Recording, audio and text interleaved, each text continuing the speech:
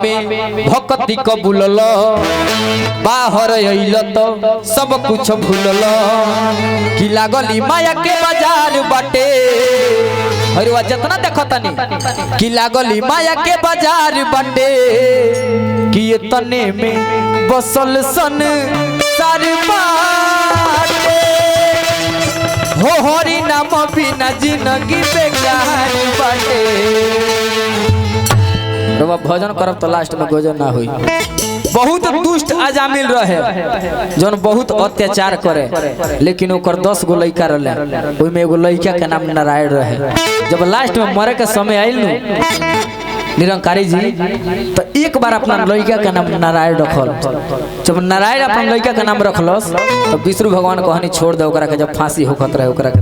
कहे से हमर एक बेर नाम ले लेबा तो एको बेर जे भगवान के नाम ले ली ओकर जीवन के बेड़ा पार लग जाई। यही से कहत नहीं भजन करी गोजन ना होई कि माता गारा भवा में भक्ति कबूलल माता गारा भवा में भक्ति कबूलल बाहर अइल तो सब कुछ भूलल माता गारा भवा में भक्ति कबूलल बाहर अइल तो सब कुछ भूलल लागली माया के बाजार बाटे लागली माया के बाजार बाटे। रुको हो देखो एक अपना कुशीनगर में माने हम घमंड नहीं करत हम घमंड नहीं करत अपना कुशीनगर में सचिन भैया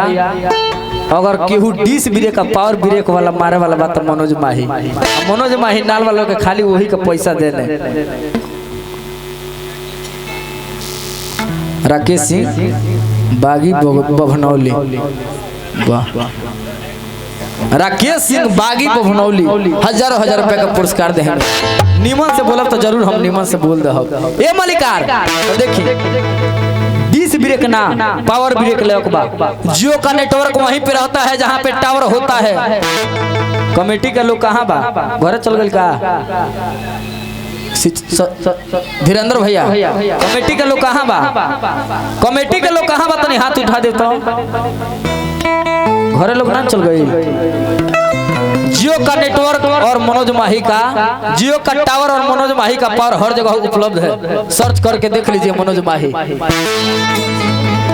प्रद्युमन सिंह यूपी यूपी वाला। चलो अब हम लोगों को कुछ सुनाई। ये मलिकार तो जियो का नेटवर्क वहीं पे रहता है जहाँ पे टावर होता है और माता रानी के दरबार में ताली वही बजाता है जिसके हाथों में पावर होता है। तो ताली बजाओ पाए भजन के एकदम बेड़ा पार लग जाए। भजन करब तब आज वो तो भजन कर ली कि जीवन के तरन तारा हो जाओ। यही से कहे बका कि माता गारा भवा में भक्ति कबूलल बाहर अइल तो सब कुछ भूलल माता गारा भवा में भक्ति कबूलल बाहर अइल तो सब कुछ भूलल लागली माया के बाजार बाटे लागली माया के बाजार बाटे। जकरा विश्वास नहीं खे यूट्यूब खोली मनोज माही और 20 ब्रेक सर्च करके 20 ब्रेक सर्च करके रवा देखब यूट्यूब पर मिली। यही से कहता नहीं समोद भैया कि लागली माया के बाजार बाटे लागली माया के बाजार बाटे। 3 गुण हो जाता कि ये तने में बसल सन सार बाटे हरि नाम बिना जिंदगी बेकार बाटे।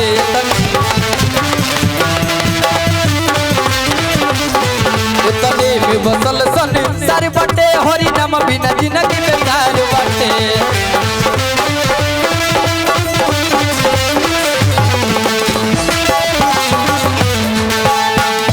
वाह वाह कहाँ रखले रही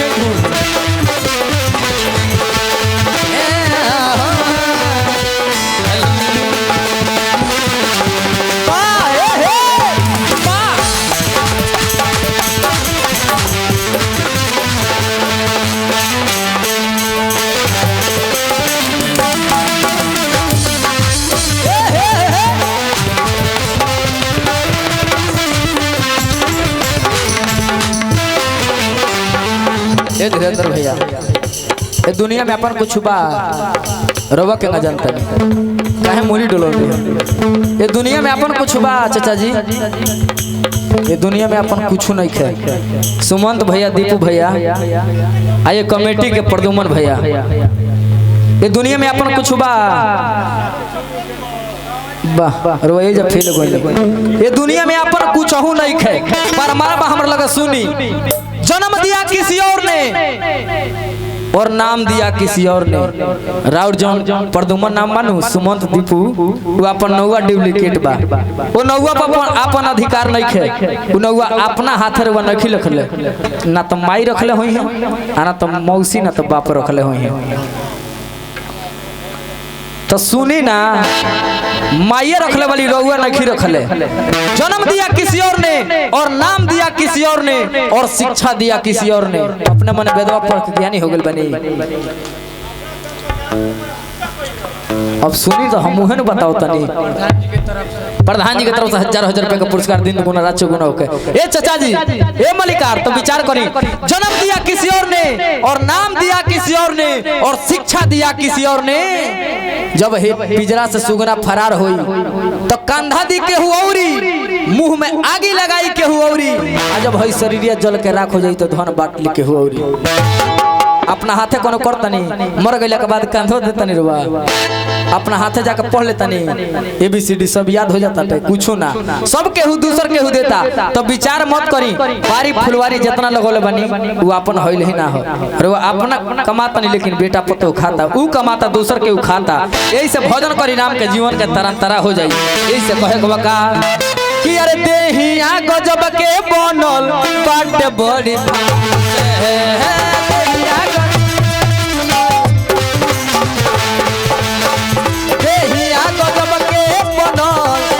बड़ी भाग से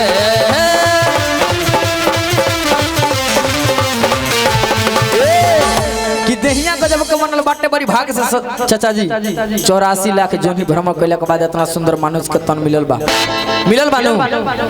तो प्रभु जी के भजन करें इस धरती पे 84 लाख जीव है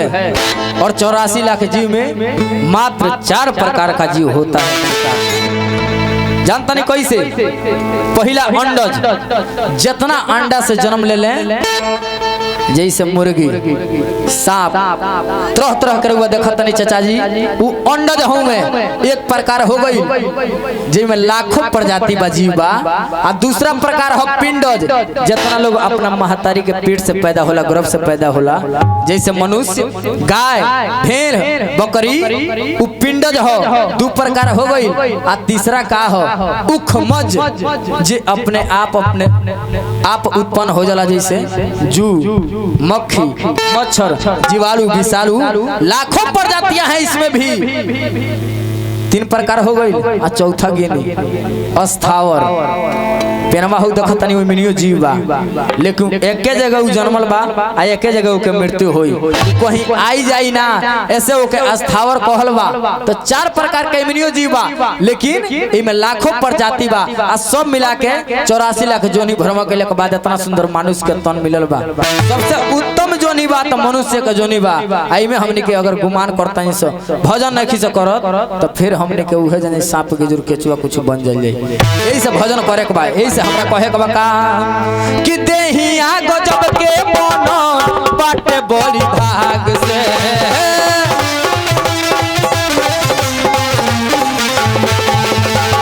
सुंदर शरीरिया तोहार चली जाई आग से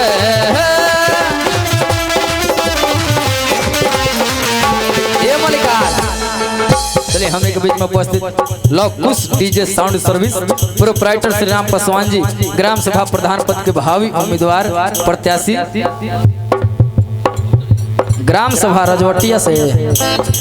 ने लिखाइल बा ग्राम सभा रजवटिया से प्रधान पद के शिक्षित जुझारू कर्मठ नेक संघर्षशील प्रत्याशी हमरा परम आदरणीय श्री राम पासवान जी हजारों रुपए का पुरस्कार देहनी note Swift Dzire Bolero pickup और सभी गाड़ियों के लिए संपर्क करें मोबाइल नंबर बा भैया के 9648914710 जकरा भी संपर्क करे होखे अगर गाड़ी के जरूरत होखे 12 बजे राती खानी तो नंबर ले ली 9648914710 अगर कोनो इमरजेंसी सेवा होगा तो भैया से संपर्क करें। तो यही से हमरा औरी कहे के बका जहिया लास्ट समय आ जाई चाचा जी केहू नहीं रोकी नहीं केहू टोकी केहू नहीं रोकी नहीं केहू टोकी मतलबी यार बटे मतलबी यार बटे ये तने ए मलिका जब लास्ट समय आ जाई नु अपने यार बा माल बातले अपना संगे घूमता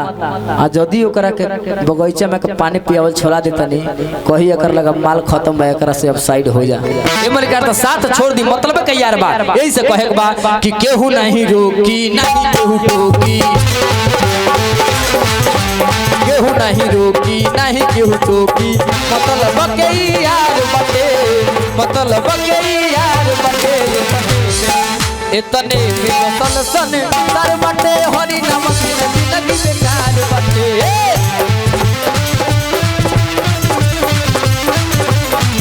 इतने सल सन सर बटे हरी नमक जिंदगी बेकार बटे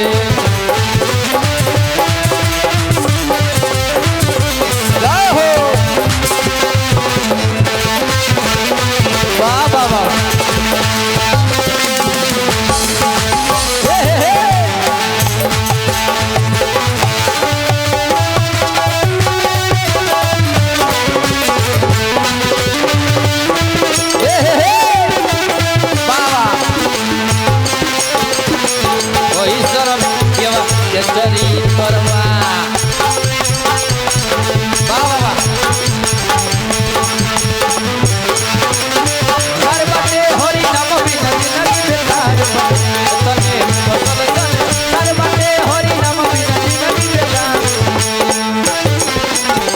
इतने ना चाचा जी और ही दूसरा पद में कवि लिख ले देखी विचार करें जे आई दुनिया में ऊ चल जाई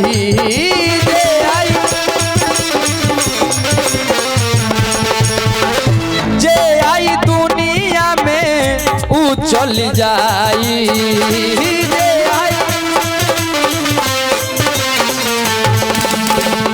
चलिए हमने के बीच में उपस्थित बानी परम आदरणीय दीपू सिंह जी सुपर फास्ट व खूंखार जीवा बीडीसी प्रत्याशी बाप रे बाप सुपर फास्ट तब तरुआ जात होके तो दरोगा लोग कुर्सी छोड़ के खड़ा हो जात होइलो अच्छा मने बल दल सब जाला ना तन मन धन सबसे सेवा होला ऐसे ना मन हन तो वैसे सेवा हो जाई चलिए दीपू सिंह जी सुपर फास्ट और खूंखार युवा बीडीसी पद के प्रत्याशी बनी हजारों हजार रुपए का पुरस्कार देहनी हम माई से चाहे कि वो जरूर बीडीसी अब की बनी अब बीडीसी का और सो बीडीसी बन जाइए अगला साल प्रधान बन जाइए वही हम चाहे ऐसे हमरा कहे के बका चाचा जी ए धरती पर वाइल बनी त एक ना एक दिन जाए के बा दुनिया में सब कुछ झूठा हो सकता लेकिन साक्षी उहे बाजे करे धरती पर जन्म भइल बा उत्पत्ति भइल बा ओकर एक ना एक दिन मृत्यु होई चाचा जी तो अगर दुनिया में बानी जीवन व्यतीत करत बानी तो अगर सुख आ जाओ तो आगराई मत आ दुख आ जाओ तो घबराई मत ई हम नहीं कहत रहो ई हम नहीं कहत वेद पुराण कहता सुख आ जाओ तो आगराई मत आ दुख आ जाओ तो घबराई मत धीरेन्द्र भैया प्रदुमन सिंह जी